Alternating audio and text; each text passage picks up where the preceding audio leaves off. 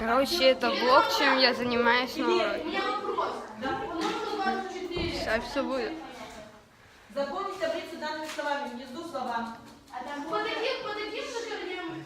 Там, вот, да, вот там есть корень, да, вот это все.